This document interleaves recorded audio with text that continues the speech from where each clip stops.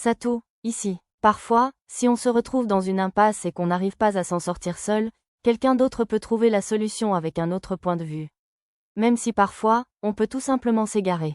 Satou, bonjour, Madame Ahaz. À mon arrivée dans notre cabane dans les arbres de la forêt de Bolénan, je fus accueillie par ma chère hôte elfe, Dame Ahaz, ses longs cheveux blonds platine ondulant au vent.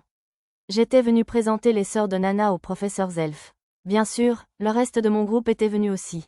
Alors, ce sont les sœurs de Nana dont tu m'as parlé. Comme j'avais expliqué la situation par le sort de magie spatiale, téléphone, tout s'était très bien passé. Enchantée de vous rencontrer. Je suis Aeolise, la haute elfe de la forêt de Bolénan. Tous les amis de Satou sont mes amis. N'hésitez pas à m'appeler Ahaz. Compris, nous t'appellerons Ahaz. Les sœurs de Nana hochèrent la tête avec leur expression habituelle, impassible. Un eau-elfe, tu fais partie des légendaires hauts-elfes? Incroyable. Tria est surprise aussi. Les 3 aînés de Nana, au moins, semblaient s'y connaître en hauts-elfes. C'est un honneur de te rencontrer, grand arbre sacré de la forêt de Bolénan. Nous sommes des homoncules, conçus par le seigneur Trazayuya, créés par notre ancien maître, le seigneur Zen, et maintenant serviteur de maître Satou. Je suis numéro 1, désormais connu sous le nom d'Adine. Mes sœurs et moi te sommes éternellement reconnaissantes de ta compassion, qui nous a permis de recevoir les enseignements des honorables elfes. Les autres sœurs fixèrent tout Adine du regard.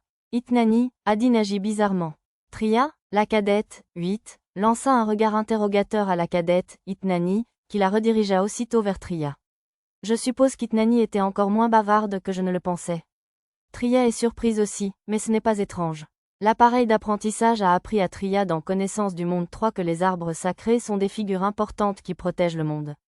La 3e sœur, Tria, expliqua au plus jeune, Adine, incline-toi. Bien sûr, s'il te plaît, ô arbre sacré, pardonne notre impolitesse. La 2e aînée remarqua une partie manquante de la salutation d'Adine, et toutes deux s'inclinèrent. Nous nous excusons pour notre impolitesse, nous le déclarons. Les autres sœurs suivirent Adine et Itnani, s'inclinant avec raideur. Inutile d'être aussi formel. Comme je l'ai dit, toute amie de Satou est aussi une amie à moi. Vous pouvez m'appeler Ahaz, comme les autres filles. Oui, Ahaz. De nouveau, les 5 plus jeunes sœurs acceptèrent immédiatement la requête d'Ahaz, et l'aînée, Adine, les réprimanda en disant, c'est Dame Ahaz. Ahaz avait dit que de tels titres n'étaient pas nécessaires, mais sa prêtresse, Lua, était entrée par hasard et l'avait appelée Dame Ahaz. À partir de ce moment-là, toutes les autres sœurs, sauf Nana, l'appelèrent Dame Ahaz. Satou, des bonbons, s'il vous plaît. J'en veux aussi. Des fées, ces êtres de la taille d'une poupée aux ailes de papillon et de libellule, arrivèrent en trompe du balcon de la cabane. Des larves, l'une des fées fut immédiatement attrapée. Nana, d'abord des bonbons. La fée tenta de s'échapper, mais la main qui la capturait refusa de la lâcher. C'est ma petite sœur, 8, pas moi, je vous le déclare. Des larves. Les sœurs de Nana se rassemblèrent tout autour des fées. Comme Nana, elles semblaient tout adorer les petites créatures. Même Adine ne faisait pas exception, poursuivant les fées les yeux pétillants. Oh, tant de Nana, c'est horrible, très horrible. Les fées se dispersèrent, fuyant dans toutes les directions.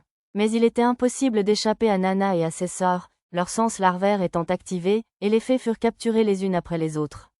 Dame Ahaz parut alarmée par la tournure soudaine des événements. Satou, aide-nous, Ahaz. Je me forçais à cesser d'admirer Ahaz le temps d'accéder à leur requête. Adine, Itnani, Tria, Vie, Funf, Séis, 8. Lâchez les fées. Ordre du maître. Oui, maître. Les mots « ordre du maître » furent étonnamment efficaces. Elles libérèrent les fées immédiatement. Les fées sont aussi des citoyennes de la forêt de Bolénan. Si vous voulez qu'elles vous apprécient, traitez-les comme un petit enfant, pas comme un animal mignon. Oui, maître. Les sœurs modifièrent docilement leur attitude envers les fées, mais celles-ci avaient déjà une mauvaise impression d'elles et refusaient de les laisser les approcher. Maître, les expressions des sœurs étaient presque identiques, mais elles semblaient toujours déprimées. J'ai donc suggéré qu'elles donnent des bonbons aux fées à ma place. Bien que les fées ne semblaient pas ravies, elles n'ont pas pu résister à l'attrait des bonbons. Elles se sont approchées prudemment, ont arraché les bonbons et se sont enfuies avant de revenir en chercher. Les fées oublient vite les choses, cependant. J'imaginais qu'elles traiteraient les sœurs normalement le lendemain. Yo, Satou, ce sont les enfants que vous vouliez qu'on entraîne, hein? Tenant son épée magique de la rose bleue dans son fourreau, Portomea, l'institutrice de Pochi, leva les yeux vers les sœurs de Nana. Malgré sa façon de parler grossière, elle avait des traits magnifiques et délicats. Ses cheveux ondulés étaient coupés juste au-dessus de ses épaules, son adorable minois la faisant ressembler à une poupée.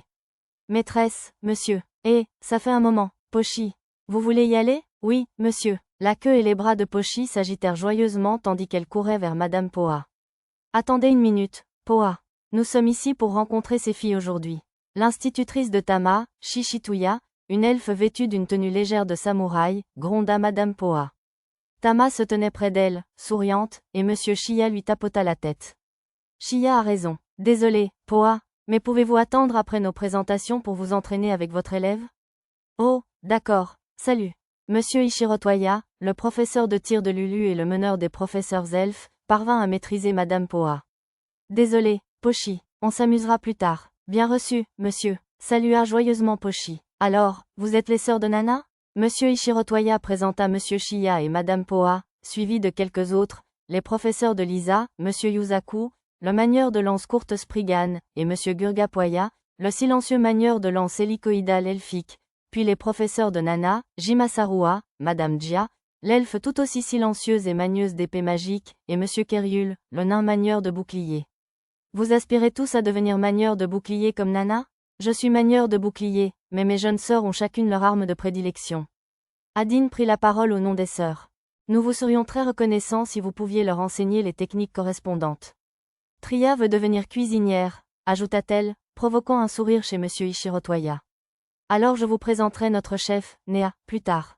C'est une experte en cuisine elfique, je suis sûre que vous apprendrez beaucoup d'elle. Merci, Tria fera de son mieux. Tria sourit et hocha la tête. Oh, je sais, si vous aimez cuisiner, vous aimeriez aussi apprendre à utiliser des arcs et des pièges? Si vous pouvez vous procurer vos propres oiseaux et animaux, ce sera d'une grande aide pour cuisiner pendant votre camping.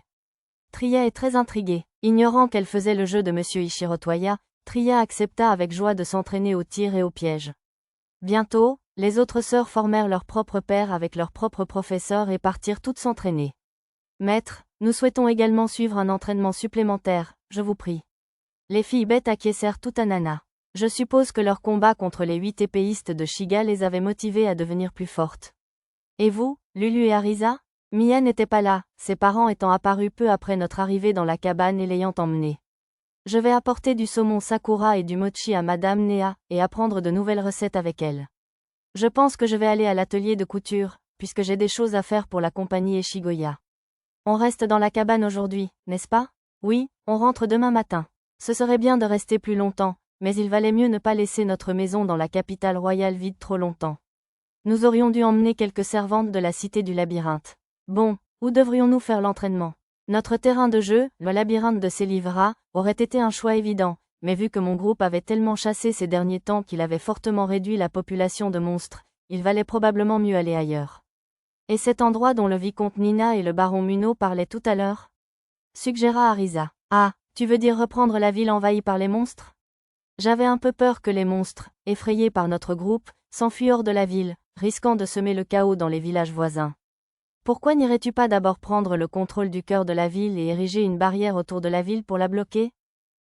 Voyons voir. J'ai utilisé mon téléphone de magie spatiale pour demander au cœur de la cité désertique que je contrôlais si c'était possible. Quel est le verdict? Ce ne serait pas possible seul, mais ça fonctionnera si je le relie à un autre cœur de la cité, on dirait. J'étais inquiet pour les réserves de puissance magique de mon cœur de la cité, mais il m'a signalé qu'il était déjà complètement chargé. Comme je contrôlais un territoire supérieur, probablement la source de mana de la vallée des dragons, le cœur de la cité m'a expliqué qu'il pouvait se recharger beaucoup plus vite que prévu grâce à l'énorme quantité de magie qui en émanait. Bon, on y va? J'étais arrivé à la ville non contrôlée de la baronnie de Muno avec mes compagnons, parés de leurs armures secrètes, dorées ou non. Nous avons utilisé le sort de retour et le petit dirigeable, donc moins d'une heure s'était écoulée. La ville elle-même était considérée comme une carte à part. Dès notre arrivée, j'ai utilisé « Rechercher sur toute la carte » pour inspecter les monstres. Alors, chaud et humide, monsieur. J'étais intérieurement d'accord avec les deux hommes en vérifiant les informations sur les monstres. Contrairement au reste de la baronnie de Muno, qui était plutôt fraîche, l'air au-dessus de la ville était aussi chaud qu'un début d'été. C'était probablement un ajustement du cœur de la ville. Beaucoup de monstres. Tant de viande, monsieur. On dirait beaucoup de viande de serpent. Puisqu'il y en a autant, on devrait peut-être plutôt ramasser les monstres insectes après.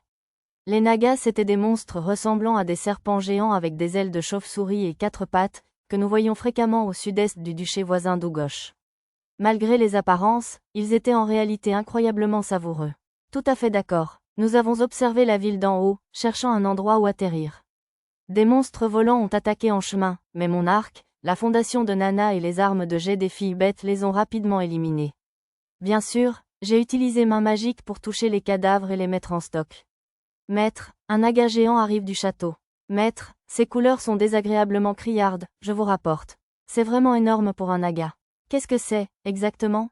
En réponse à ma question, une fenêtre transparente est apparue sur mon écran de rat avec les mots « Ancien naga ». Il était de niveau 50, le même que les maîtres de zone que nous avions chassés à maintes reprises jusqu'à présent. Théoriquement, ce groupe pourrait probablement le gérer, mais le combat serait rude contre un monstre volant sans les 3 filles de l'arrière-garde spécialisées dans les attaques à longue portée. Sautons par-dessus et coupons-lui les ailes d'abord. Oui, compris, monsieur. J'allais le combattre moi-même, mais les filles semblaient impatientes d'en découdre. Je vais utiliser ma nouvelle technique de la fondation, le javelot-jet, pour attaquer ses yeux, je vous le signale. Les filles bêtes parurent choquées par la déclaration de Nana. Elles hochèrent la tête d'un air sombre, l'air de retenir leurs larmes. Il y a un mal à attaquer les yeux? Demandai-je. Ils sont délicieux, très savoureux, monsieur, je vois. J'imagine que j'avais une jeune parente qui mangeait toujours son poisson entier cuit, en commençant par les yeux, au nouvel an. Alors, vous voulez que je le dévore? Non, il y a d'autres nagas. Celui-ci ne servira pas de festin, mais de point d'expérience. Lisa retint sa tristesse en regardant l'ancien naga s'élever du sol. La scène était assez dramatique, sauf qu'elle abandonnait simplement la partie la plus savoureuse du monstre. Allons-y, rallye Othilde, tally ho, monsieur. Feu, je déclare. Au moment où le dirigeable et l'ancien naga se croisèrent, les filles sautèrent dessus. Le jet de javelin de Nana a brisé l'un des yeux de l'ancien naga, mais l'autre a réussi à s'enfuir indemne. Cependant, tandis que l'ancien naga était distraite par son attaque, l'épée magique agrandie de Pochi a frappé l'une de ses ailes. La frappe de Pochi, propulsée par la rotation de son corps comme une toupie, a tranché la barrière magique du naga et lui a tranché une aile. Ce n'était pas encore une compétence d'attaque spéciale, mais j'imaginais que ce serait bientôt le cas. Peut-être s'appellerait-elle « trancheuse vainqueuse » ou quelque chose comme ça. Tama, alors que l'ancien naga plongeait en vrille, Lisa, Pochi et Nana ont sauté à bord du dirigeable, mais Tama était toujours accrochée à son cou. Au début, j'ai cru qu'elle avait raté son saut, mais j'ai changé d'avis en voyant son regard. Tama avait un plan. Tombant en arrière vers le sol, l'ancien naga a basculé au dernier moment et s'est écrasé la tête la première.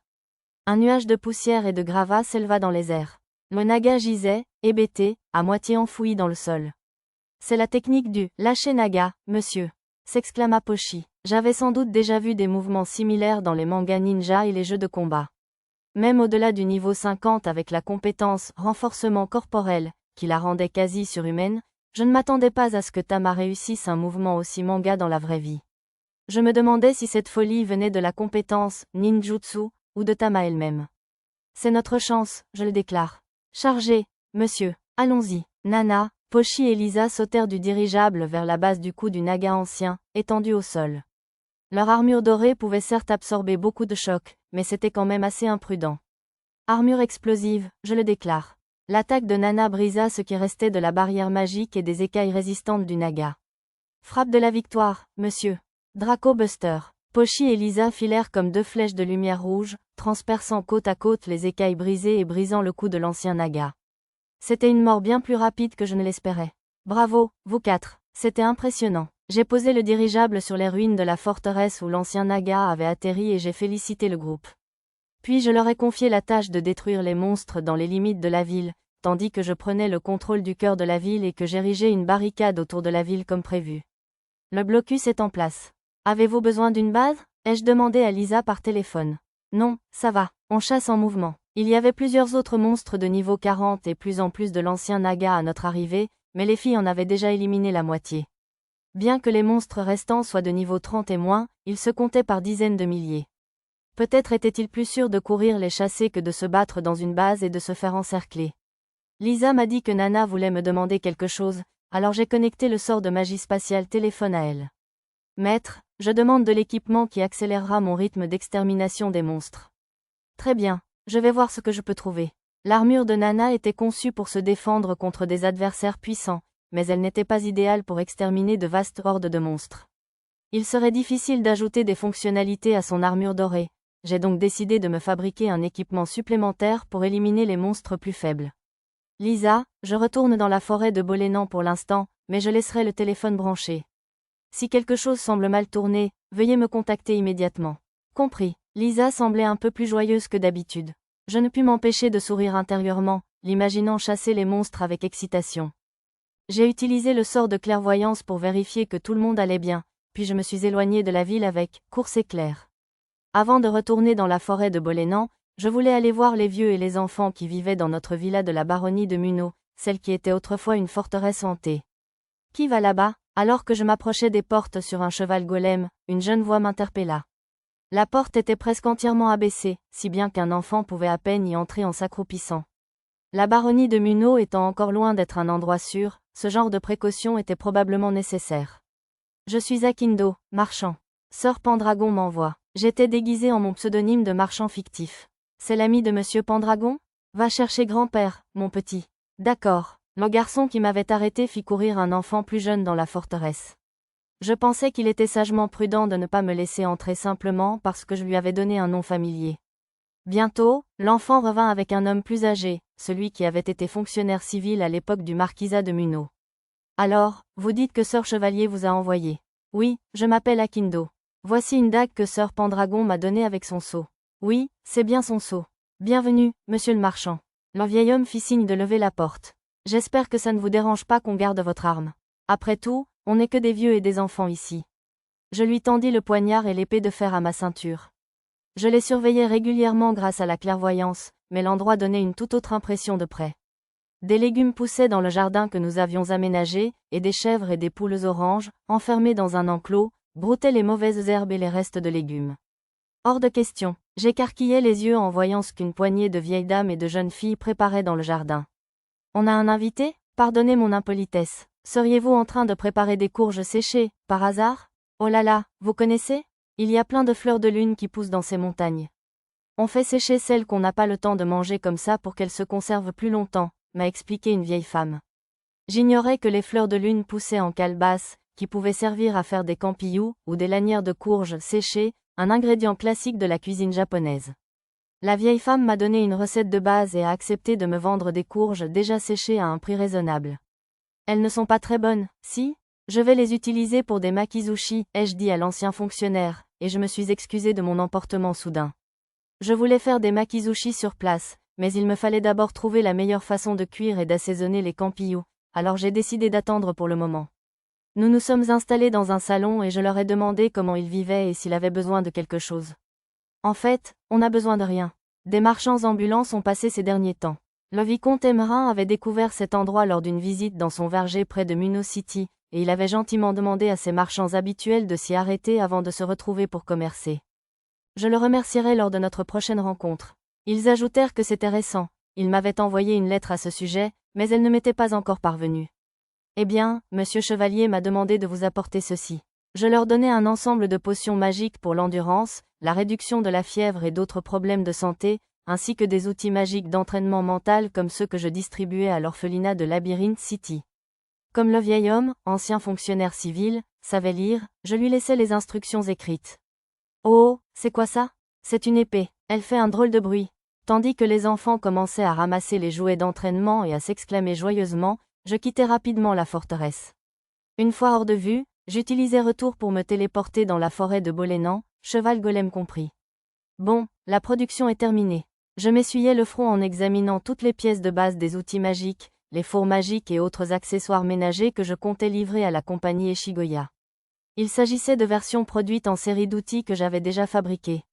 En combinant mon appareil de production magique et mon sort de magie pratique original, sorti de données, qui téléversait les informations de mon menu, je pouvais reproduire le même outil magique de nombreuses fois avec une simplicité déconcertante. C'était un peu fatigant, cependant, car cela demandait beaucoup de puissance magique. Alors que je sortais du stockage le thé bleu vert que Lulu m'avait préparé à l'avance et que je le sirotais, j'entendis une cloche m'appeler du laboratoire de recherche souterrain où je travaillais. Seigneur Satou, vos invités sont arrivés. La voix qui résonnait dans l'outil magique, semblable à un interphone, était celle de la fée de la maison, Monsieur Guilil, responsable du laboratoire souterrain. Merci, Guilil. Envoyez-les ici, s'il vous plaît. Bien sûr, monsieur. Peu après, Monsieur Kiya et Madame Doha, de l'atelier d'outils magiques elfiques, arrivèrent par le miroir de téléportation, accompagnés de quelques autres ingénieurs. Pour une raison inconnue, Madame Haas était également avec eux. Après avoir salué Monsieur Kiya et ses compagnons, je me suis adressé à Haas derrière eux. C'est inhabituel de vous voir faire tout ce chemin, Mademoiselle Haas. Un problème? Je suis désolée, Satou. Pourquoi s'excuse-t-elle? Contente de vous revoir, Satou. Nous voulions connaître votre avis sur la dernière mise à jour de notre golem d'observation par satellite GE accent aigu au synchrone, Kakashi MK8. Arrête de blablater, caisse de Bulle. Satou, notre golem spatial d'exploration de Méduse, satellite 1, avance à grands pas. D'ici la nouvelle année, il devrait approcher de la ceinture d'astéroïdes dont vous avez parlé. Kez, le haut elfe du clan Bulanan, et Saaz, le haut elfe du clan Belunan, ont bousculé Haas et ont commencé à réclamer ma parole. Tous deux étaient particulièrement obsédés par la recherche, même pour leur clan féru de science, et je les avais un peu aidés à développer leur golem de recherche spatiale ou du vide. Je vois que vous êtes ici en personne aujourd'hui, pas juste une image.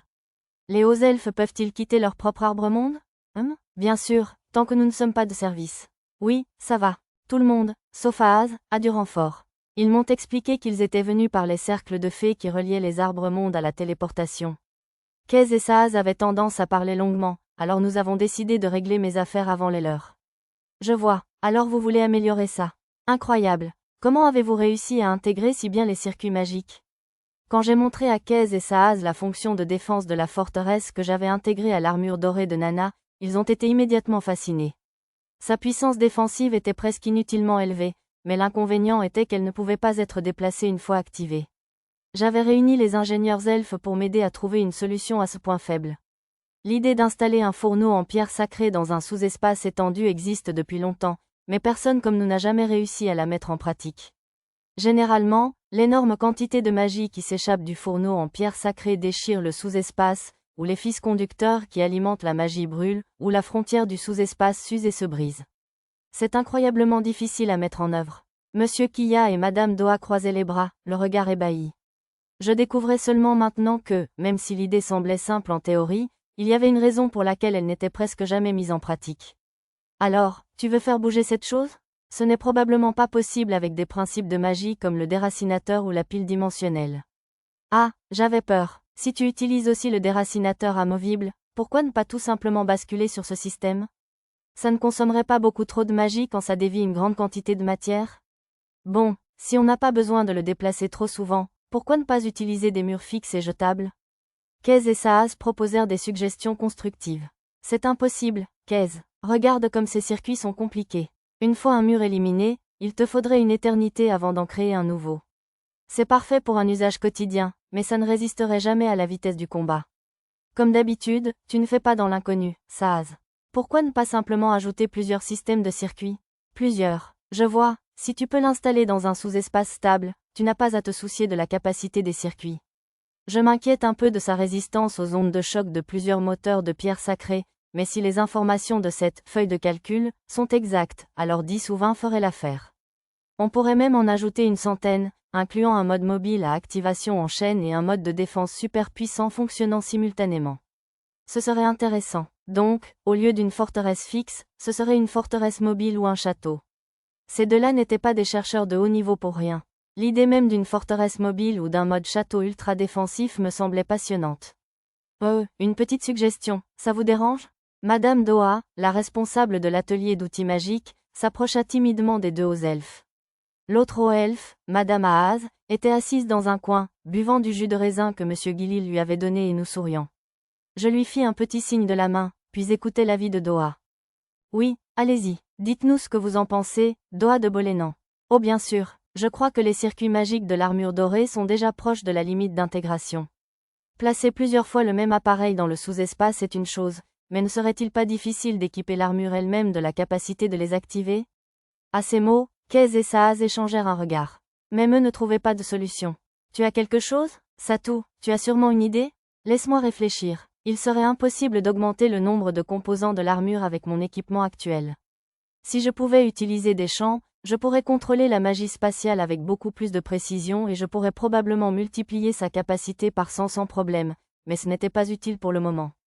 J'ai essayé de penser à autre chose. Si on créait un armement amélioré et qu'on y ajoutait des fonctionnalités supplémentaires, ce serait possible. Un armement amélioré? Oui, comme un véhicule ou un exosquelette. J'imaginais mon groupe voler dans le ciel avec une armure légère. En gros, je décrivais le genre d'armure de pouvoir qu'on trouvait dans les romans légers et les animés de science-fiction populaires à l'époque où j'étais à l'école. Certaines pouvaient même se combiner pour former un fort mobile, semblable à un robot. Ça augmenterait aussi la capacité.